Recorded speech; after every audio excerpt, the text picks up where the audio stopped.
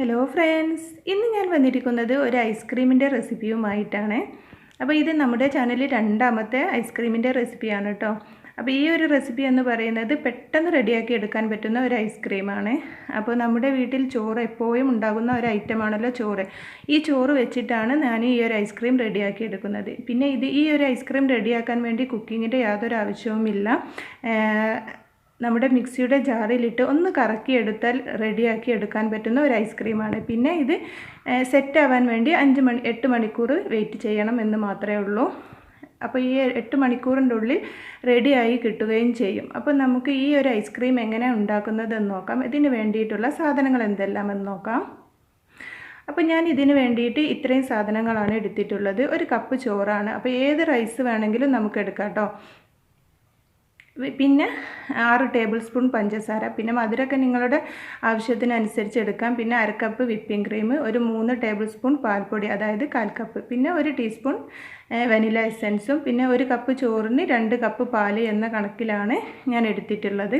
ഇനി മിക്സിയുടെ ജാർ എടുക്കാം. ഇതിലേക്ക് ഞാൻ ചോറിട്ട് കൊടുത്തിട്ടുണ്ട്. ഇനി ഇതിലേക്ക് 1 കപ്പ് പാൽ ഒഴിച്ചിട്ടാണ് ആദ്യം ഒന്ന് അരച്ചെടുക്കേണ്ടത്. അപ്പോൾ ഞാൻ ഇതിലേക്ക് ഇപ്പോൾ 1 കപ്പ് പാൽ മാത്രമേ ചേർക്കുന്നുള്ളൂ.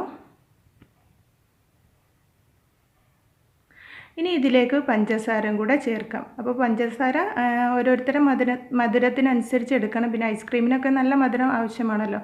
അപ്പോൾ ഞാൻ ഒരു 6 ടേബിൾ സ്പൂൺ പഞ്ചസാര എടുത്തിട്ടുണ്ട്. പിന്നെ ഇതിലേക്ക് 1 ടീസ്പൂൺ വനില എസൻസും കൂടെ ചേർത്ത് കൊടുത്തിട്ടുണ്ട്. ഇനി ഇതിലേക്ക് ഒരു 3 ടേബിൾ സ്പൂൺ പാൽപ്പൊടിയും കൂടെ ചേർത്ത് കൊടുക്കുന്നുണ്ട്. അപ്പോൾ ഇത് നിർബന്ധമുള്ളതല്ല, ഉണ്ടെങ്കിൽ ചേർക്കാം, ഇല്ലെങ്കിൽ ചേർക്കേണ്ട. പിന്നെ ഒരു നുള്ളു ഉപ്പും കൂടെ, അപ്പോൾ മധുരം ബാലൻസ് ചെയ്യാൻ വേണ്ടിയിട്ടാണ് ഒരു നുള്ളു ഉപ്പും കൂടെ ചേർത്ത് കൊടുത്തിട്ടുള്ളത്. പിന്നെ പാൽപ്പൊടി ഇല്ലയെന്നുണ്ടെങ്കിൽ നമ്മുടെ കയ്യിൽ പാൽപ്പാട അങ്ങനെ എന്തെങ്കിലും നമ്മൾ സ്റ്റോക്ക് ചെയ്ത് വെച്ചിട്ടുണ്ടെങ്കിൽ അത് ചേർത്തിട്ട് അടിച്ചെടുത്താലും മതി കേട്ടോ. അപ്പോൾ ഇത് നന്നായിട്ടൊന്ന് പേസ്റ്റ് രൂപത്തിൽ നന്നാക്കിയിട്ട് അരഞ്ഞ് കിട്ടണം. അപ്പോൾ ഇതിപ്പോൾ നന്നായിട്ട് അരഞ്ഞ് കിട്ടി റെഡി ആയിട്ടുണ്ട്. ഇനി നമ്മൾ നേരത്തെ ബാക്കി വെച്ചിട്ടുള്ള 1 കപ്പ് പാലും കൂടെ ഉണ്ടല്ലോ, അതും കൂടെ ഇതിലേക്ക് ചേർത്ത് ഒന്നും കൂടെ അടിച്ചെടുക്കാം. അപ്പോൾ ഈ ചോറൊക്കെ നന്നായിട്ട് അരിഞ്ഞ് കിട്ടണം കേട്ടോ. അതിൻ്റെ തരിയൊന്നും ഉണ്ടാവാൻ പാടില്ല.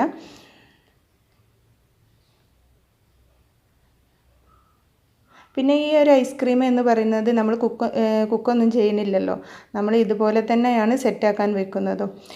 ഇനി നമുക്ക് ഇതിലേക്ക് ഫ്രഷ് ക്രീം ആവശ്യമുണ്ട്. ഫ്രഷ് ക്രീമോ അതോ വിപ്പിംഗ് ക്രീമോ ആയാലും മതി. ഞാനിവിടെ വിപ്പിംഗ് ക്രീമാണ് കേട്ടോ എടുത്തിട്ടുള്ളത്. അപ്പോൾ ഇതൊരു 1/2 കപ്പ് ചേർത്ത് കൊടുത്തിട്ടുണ്ട്. അപ്പോൾ ഇതുപോലെയുള്ള ക്രീം ചേർത്ത് കൊടുത്താൽ നമ്മുടെ ഐസ്ക്രീമിന് നല്ല ക്രീമി ടെക്സ്ചർ കിട്ടും ചെയ്യും. അപ്പോൾ നല്ല ടേസ്റ്റും കൂടെയാണ് കേട്ടോ ഈ ഒരു ക്രീം ചേർത്ത് കൊടുക്കുമ്പോൾ. എന്നിട്ട് ഇത് ജസ്റ്റ് ഒന്ന് അടിച്ച് എടുത്താൽ മാത്രം മതി കേട്ടോ. നന്നായിട്ട് ഓവറായിട്ട് മിക്സിയിലിട്ട് അടിക്കരുത്. ജസ്റ്റ് ഇതുപോലെ ഒന്ന് പൾസ് ചെയ്ത് കൊടുത്താൽ മാത്രം മതി. അല്ലാന്നുണ്ടെങ്കിൽ നമ്മുടെ വിപ്പിംഗ് ക്രീം പിരിഞ്ഞു പോകാനുള്ള ഒരു ചാൻസ് ഉണ്ട്. അപ്പോൾ ഇവിടെ നമ്മുടെ ഐസ്ക്രീമിൻ്റെ ബാറ്റർ റെഡിയായി കിട്ടിയിട്ടുണ്ട്. അപ്പോൾ ഇതാണ്, ഇപ്പോൾ ഇത് നല്ല ലൂസ് ആയിട്ടാണ് കേട്ടോ കിടപ്പുള്ളത്. പക്ഷേ ഇത് സെറ്റായി കിട്ടുമ്പോൾ നല്ല നമ്മൾ ഐസ്ക്രീം സെറ്റാക്കി എടുക്കുന്ന അതേ ടെക്സ്ചർ തന്നെ കിട്ടുകയും ചെയ്യും. ഇനി ഞാനിത് സെറ്റാക്കാൻ വേണ്ടിയിട്ട് ഇതുപോലെ ഒരു സ്ക്വയറിലുള്ള ഒരു പ്ലാസ്റ്റിക് കണ്ടെയ്നർ എടുത്തിട്ടുണ്ട്. അപ്പോൾ ഇതൊരു എയർ ടൈറ്റ് കണ്ടെയ്നറാണ്. ഇതിലേക്ക് ഈ മിക്സ് ഒന്ന് ചേർത്ത് കൊടുക്കാം. എന്നിട്ട് ഇത് നമുക്ക് ഈ ലിഡ് ഉപയോഗിച്ചൊന്ന് ക്ലോസ് ചെയ്യാം. അപ്പോൾ ഇതിൻ്റെ മുകളിൽ നമുക്ക് ഐസ് ഫോം ചെയ്യാതിരിക്കാൻ വേണ്ടി പ്ലാസ്റ്റിക് കവർ വെച്ചിട്ട് നമുക്ക് ഒന്ന് കവർ ചെയ്തതിന് ശേഷം വേണമെങ്കിൽ ലിഡ് ചെയ്യാം. ഞാനിപ്പോൾ ഇതേ രീതിയിലാണ് കേട്ടോ ചെയ്യണത്. എന്നിട്ട് ഇത് നമുക്ക് ഫ്രിഡ്ജിൽ സെറ്റാക്കാൻ വേണ്ടി വെക്കാം. അപ്പോൾ നമ്മുടെ ഐസ്ക്രീം സെറ്റായിട്ടുണ്ടോ എന്ന് നോക്കാം. അപ്പോൾ ഞാനിതൊരു ഓവർനൈറ്റ് ഫ്രീസറിൽ സൂക്ഷിച്ച് വെച്ചിട്ടുണ്ടായിരുന്നു. ഇപ്പോൾ ഇത് നല്ല കറക്റ്റായിട്ട് നന്നായിട്ട് സെറ്റായി കിട്ടിയിട്ടുണ്ട്. ഇനി നമുക്കിതുപോലെ ഒന്ന് സ്കൂപ്പ് ചെയ്തെടുത്ത് നോക്കാം. അപ്പോൾ ഇത് നല്ല പെർഫെക്റ്റ് ആയിട്ട് തന്നെ നമ്മുടെ ഐസ്ക്രീം റെഡിയായി കിട്ടിയിട്ടുണ്ട് കേട്ടോ.